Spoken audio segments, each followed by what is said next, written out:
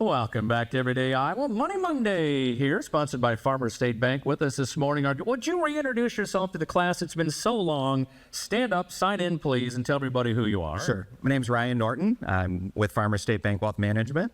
It's been a while since we've seen each other. It's good to see you. What has been keeping you busy before we start talking about everything happening in the world of money and finance and planning? Sure. We're getting a few calls just about what's going on in the news, and it's been a interesting world between politics and international events and tariffs and trade wars. There's a lot going on, and people tend to have questions like, how does that impact them? Okay, well, let's talk a little bit about what should people know right now. Here we are, April 21st.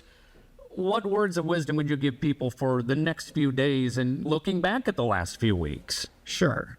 Nobody has a crystal ball to know what's going to happen today or tomorrow. We know through history, if you stay invested, you stay diversified, you stay on course, you're typically rewarded for that. So I try to calm people's fears about the nightly news. Like most of us, present company excluded, we can't control what's going to happen on the nightly news, right? So remember that markets go up and down, and staying diversified can help with that. And honestly, a lot of people have bigger fish to fry when it comes to their finances. Do you have an emergency fund built up to cover a rainy day?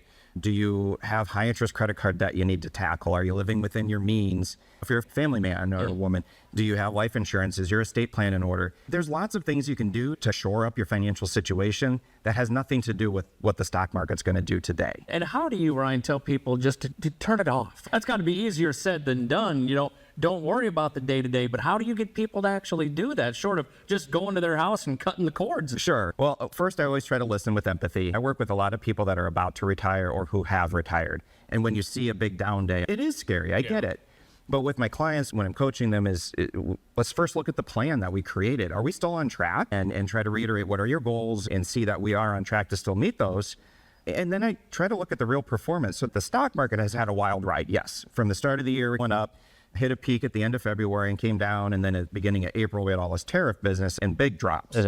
But diversifications actually worked this year. So some things are up, some bonds are up. There's times where internationals outperformed US. Commodities, things like gold, those are up. So when we look at like the actual numbers for a client, they're really not that far off compared to where they fear they are based off the news. You touched a little bit on this, but right now, people, making sure you got that rainy day fund put together. What are some other tips you can do right now to plan for the next month, the next few months, the next year? What advice would you give?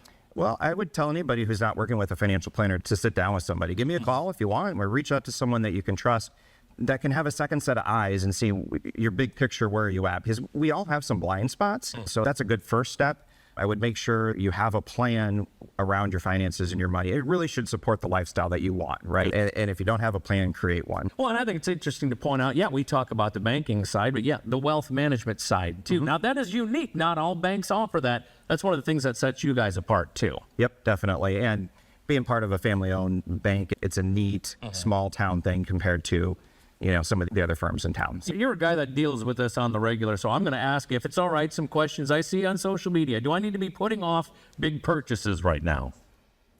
That's a good question. It depends. It depends. If you have money saved for that big purchase and you can afford it, then no. Okay. There isn't really any nightly news that should really be that impactful that you can't do that. Now, if you're going to be borrowing and paying 20%, 30% interest, then maybe not.